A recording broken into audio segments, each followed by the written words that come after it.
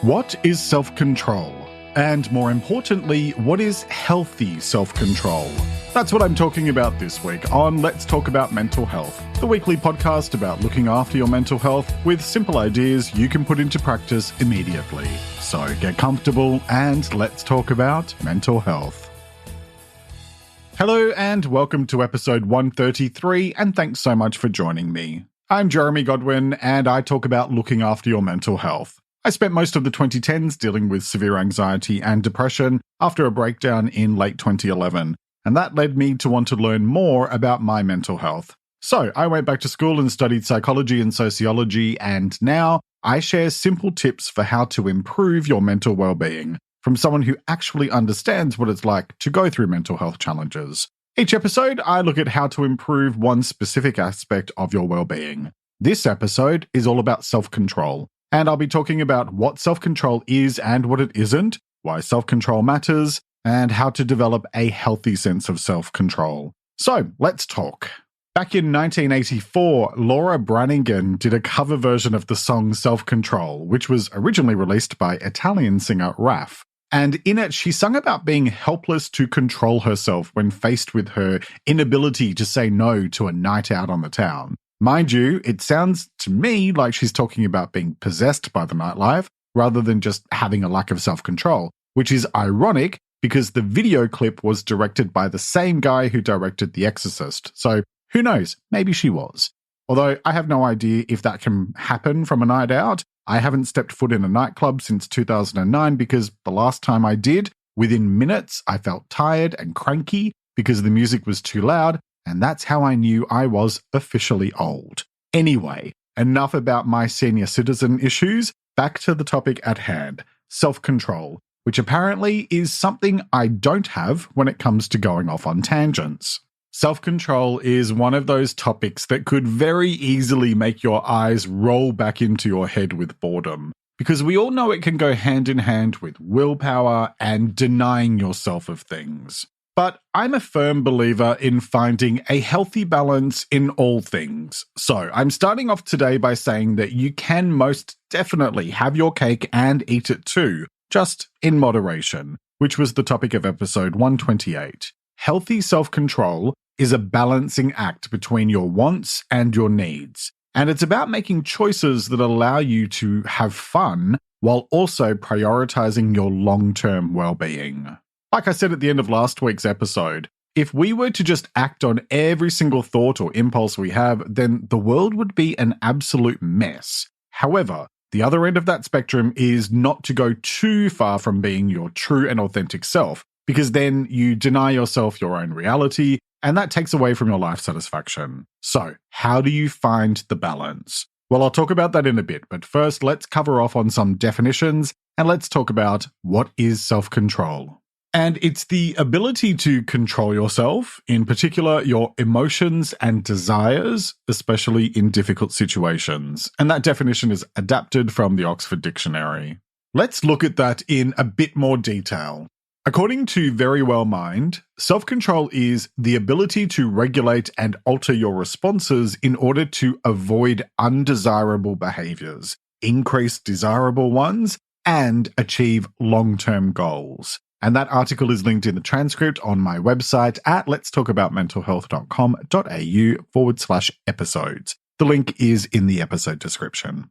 I said back in the procrastination episode, which was episode 129, that I can sometimes find myself becoming easily distracted. I just did it without even realizing it when I was writing this very sentence. Seriously, for some reason, I suddenly remembered that I needed to make sure I had a new pen ready to go before a client appointment in the evening, and I could not focus on anything else until I had done it. Although, to be fair, that could just be the fact that I was tired, and I knew that if I didn't do it immediately, then I would probably forget. The thing about self-control is that it involves ideally avoiding doing things that you might wind up regretting later. In my case, that means making sure I do the work so I can stay on track for when this episode needs to be ready.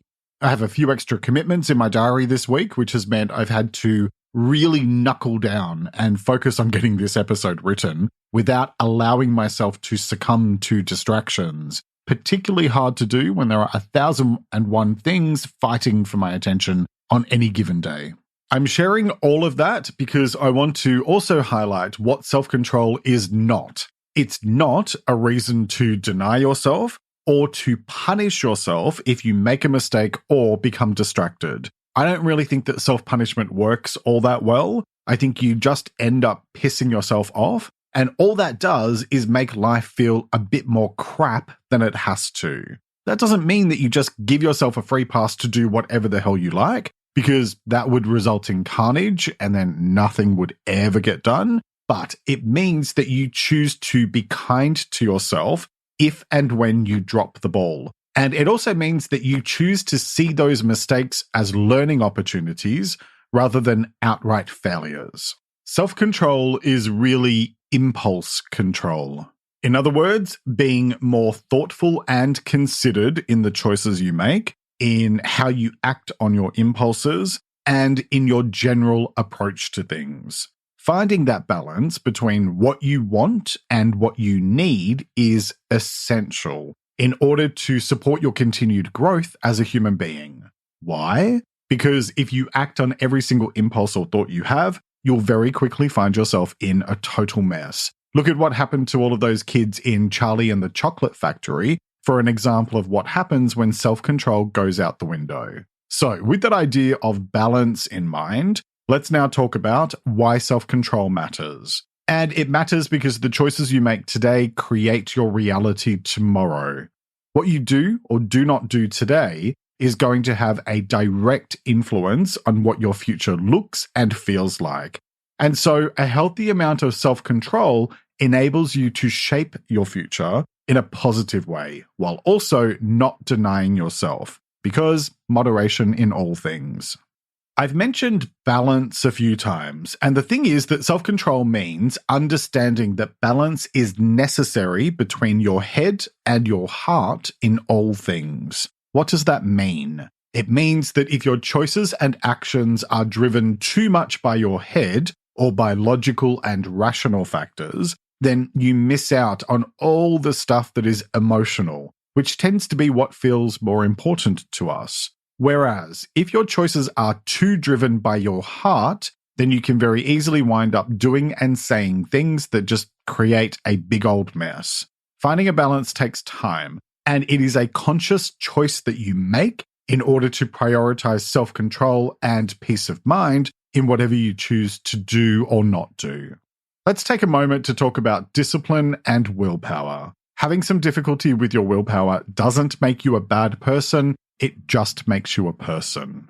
Willpower is one of those things that can mean different things to different people. Some of us have lots of willpower. Others, like me, can find it tough to resist temptation. That doesn't mean you're undisciplined. It just means that sometimes your emotional needs override your practical needs. I don't see the point in beating yourself up for that fact. Instead, I think it's healthier to see it as an opportunity to build habits and practices in your life that help to create a more disciplined approach to what you do or don't do, instead of just hoping that you can force yourself to have willpower and then feeling crappy about yourself if you fail. Creating consistent routines helps to lock in greater discipline, and I'll talk about how to do that in a little bit. Before I do, let me just say that self-control actually ties into lots of different aspects of your well-being, such as moderation, perfectionism, self-care, finding balance, and how you deal with distractions, which are all topics I've covered in past episodes, and I've linked them in the transcript. And I say all of that because these are all aspects of your mental health and well-being that you can influence by understanding the role that self-control plays for you and coming up with proactive ways to approach them. How do you do that? Well, let's get into the how-to part of this episode, and let's talk about how to develop a healthy sense of self-control. I'm going to start with one of my all-time favorite bits of advice, which is clearly define your priorities. And I say this about 84 times an episode because, quite frankly, unless you really know what matters most to you, then how can you even begin to know what to do next? You cannot possibly be and do everything in life. I mean, who has the time or the energy? And so you need to know what truly matters to you. Prioritize those things and then let everything else just be background noise. Or in other words, choose to put first things first. That helps you with self-control because it reinforces this simple piece of advice I'm about to give. If it matters, make it matter. If it doesn't matter, then it doesn't matter. One way to do that is with my next point, look at the big picture. Because we can so easily find ourselves caught up in the day-to-day mundane stuff of life. But honestly, how much of what happens today are you actually going to remember in 5 or 10 years' time? Not a lot. Instead of letting every little thing grab your attention, be mindful and focused on the bigger picture of your life and where you're headed generally. Okay, next, define what healthy choices look like for you. And this is where I start to be a bit more specific about self-control, especially if you tend to find willpower to be a bit of a challenge. One person's healthy is another person's nightmare. So you need to know what healthy choices look and feel like in practice for you. The sort of general guidance I give here is to apply my philosophy of doing no harm to yourself or others, being kind to yourself and others, and giving more than you take from yourself and from others. I suggest using that as a guide to figure out what is healthy for you versus what isn't. And please bear in mind what I said back in episode 128 about moderation in all things. You don't need to become a monk or give up all of your worldly possessions to be healthy. Just find balance and don't overdo things. Which leads to my next point. Be proactive about looking after your well-being. And by this, I mean your overall well-being. Physical, mental, spiritual, social, emotional, and financial. Why do I say this? Because they're not going to look after themselves, and nobody is going to do it for you. The annoying thing about being an adult is that suddenly you have to do everything for yourself. And it's also annoying that having to work out your own meals becomes a thing that you have to do multiple times a day for the rest of your life, but that's a whole other story. But the advantage of all of that is that you get to shape your life in the way that you want. And if you're not happy with something, you get to change it, which is actually pretty fantastic when you think about it. Okay, next, plan ahead. And if you are easily tempted by the things that aren't necessarily healthy for you, or which are just downright bad for you, then I'm just going to go ahead and say this really bluntly. Unhealthy choices come with unhealthy outcomes. And so if you want to improve your sense of self-control and create more discipline, then you need to plan for how you're going to do that. And more importantly, how you're going to avoid temptation. One way to do that is to have a plan B for things. For example, if you're in a social situation where you might be tempted to have a drink, but you've decided to limit your alcohol intake, be prepared for that by either seeing what non-alcoholic options are available, or even taking some with you. I just went to this trivia night thing a couple of weeks ago, and I took along my own sugar-free, alcohol-free cocktails because I wanted to have something other than just a regular soft drink or water, but I've been sober since July 2018, so I needed to plan ahead. And so that leads to my next point. Create healthy habits and routines for yourself, which goes beyond the planning thing I was just talking about and looks more at how you create greater discipline and structure for yourself in line with your goals. It's not really the things you do every now and then that shape your life. It's the things you do daily and weekly. Think about food. The odd unhealthy meal once a month or so isn't going to make that much of a difference. But eating poorly will definitely have an impact if it's something you do daily or several times a week. I talked about habits back in episode 29 and motivation in episode 117, so you might find those helpful. I will also say here that you can build those types of routines for all aspects of your life, including your relationships with others. For example, by planning and being consistent in terms of what you will or will not do if you're dealing with specific situations or triggers. And I covered triggers in episode 91. I keep coming back to the idea of planning ahead this episode And it really is something that can help you to stay on track with the things that matter most to you. Which brings me to my next point. Focus on just 1 or 2 goals at a time. Because the more you try to do, the harder it will likely be to maintain your full focus. And that will leave you more open to temptation and distraction. In the words of the ancient philosopher Plato, do one thing and do it well. Okay, next, know your why and remind yourself of it daily. And I say this one because we can often get so focused on what we're doing that we forget to think about why we're actually doing it. And it's the why that matters far more than the what. For example, if you're trying to adopt a healthier approach to food and exercise, then yes, there are physical measures on that, like your weight and waist size. But I'm going to guess that the real reason why you're doing it is more about wanting to be healthier or wanting to reduce health problems, or both. Don't just do things for the sake of it. Know your why and remind yourself of it every single day, because that helps to reinforce why you're doing what you're doing. And that contributes to a greater sense of discipline and self-control.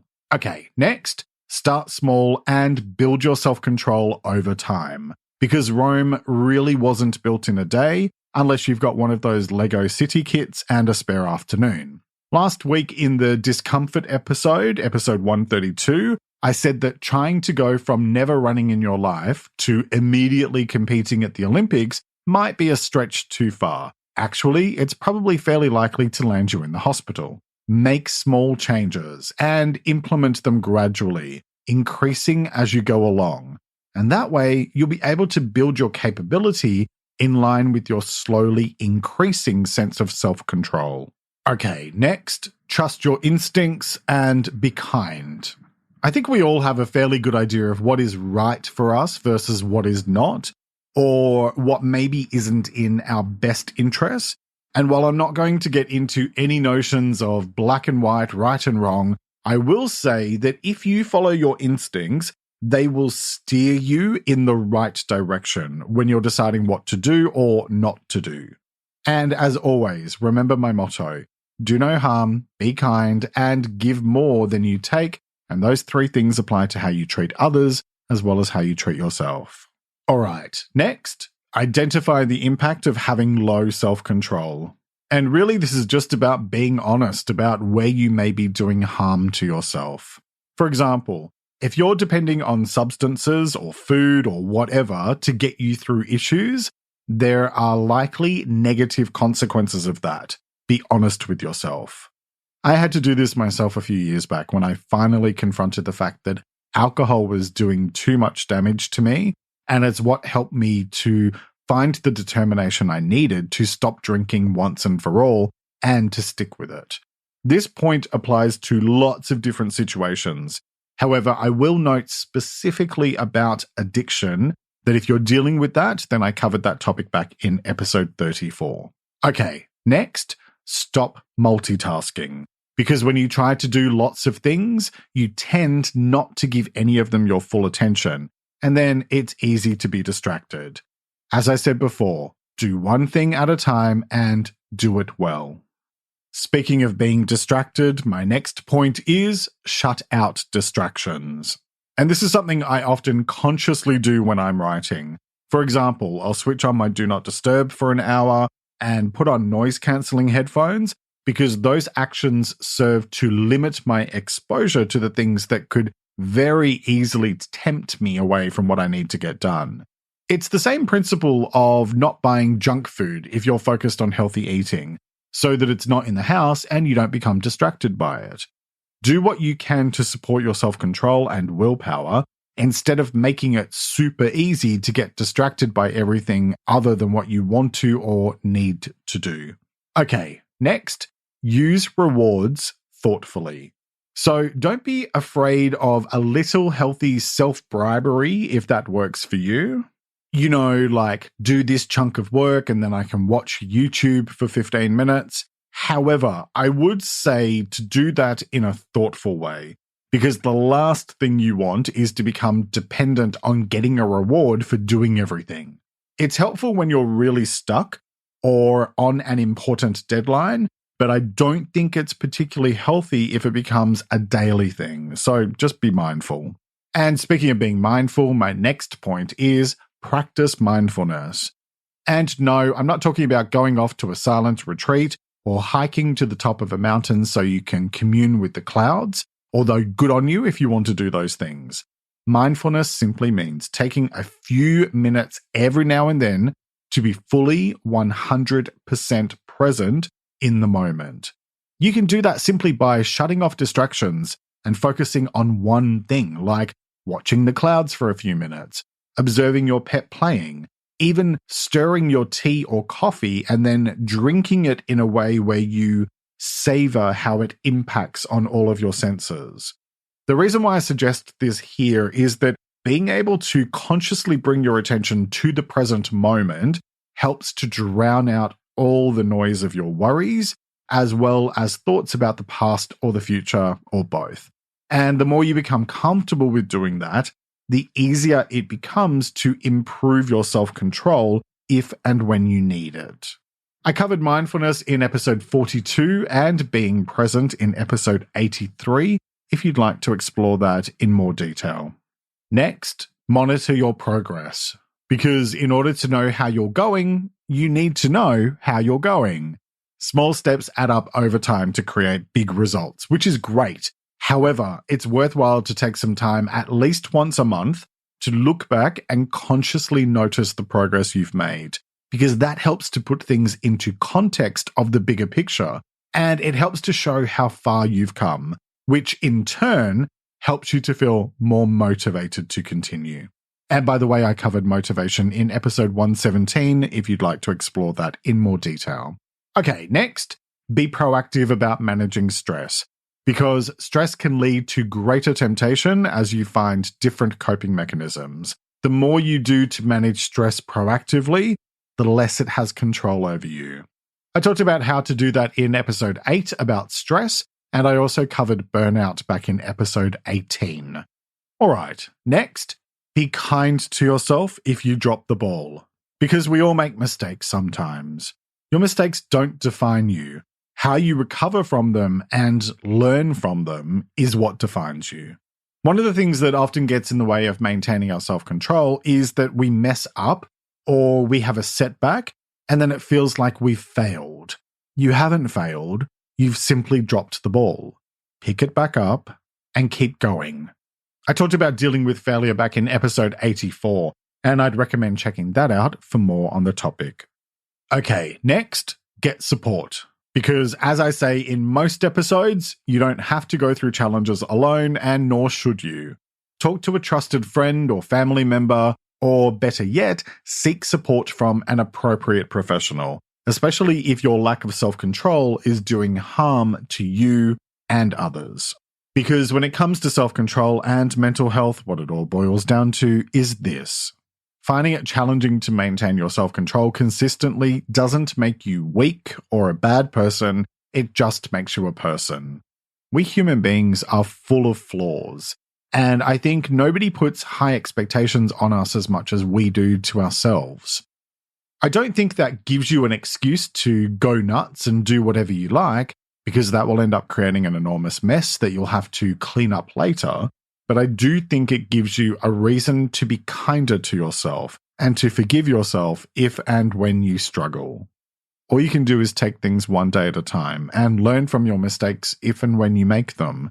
And you can also choose to be proactive about building your sense of self-control and discipline each day so that you're making progress little by little and focusing on the things that really matter to you. The choice is yours, as it is with all things related to your well-being. So, what choice will you make today?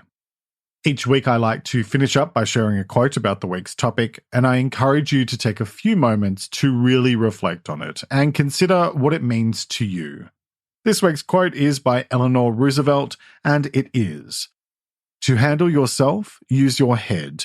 To handle others, use your heart." Let me repeat that. To handle yourself, use your head. To handle others, use your heart. All right, That's nearly it for this week. Next week, I'll be talking about communication. I talk a lot about how our interactions with the world around us contribute to our overall well-being, and the main way we connect with others is through communication.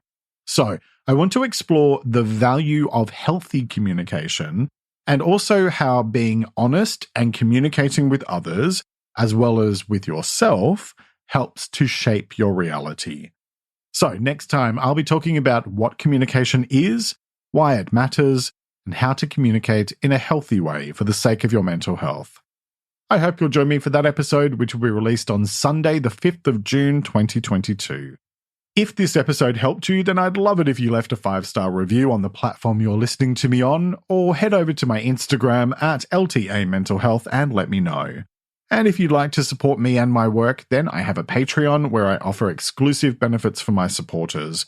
You'll find the link in the episode description, plus it's linked on my website at letstalkaboutmentalhealth.com.au, where you can also sign up for my free newsletter, where I share a quick dose of mental health inspiration every Thursday. And I also have a YouTube channel where I publish new videos every Wednesday. So if you'd like even more content about looking after your mental health, join me over there. And that's linked in the episode description as well. Thank you very much for joining me today. Look after yourself and make a conscious effort to share positivity and kindness out into the world, because you get back what you put out. Take care and talk to you next time. Let's Talk About Mental Health is proudly produced by Reconnaissance Media, helping you find meaning and gratitude. For more information, visit reconnaissancemedia.com.